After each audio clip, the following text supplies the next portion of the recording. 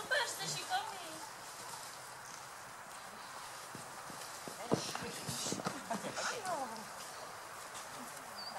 Ty jdu si ho, dej se klidně tady akno zase ven. Pojď!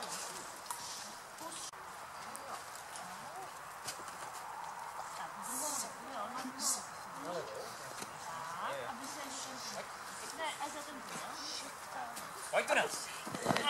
To ne. Dobře! Vedle, ale to nevadí. Joha! Jo takhle, jo. Tak pojď ještě jednou. Pojď! Super! Jo, že si vezmeš druhou, s tou tady začneš budnout.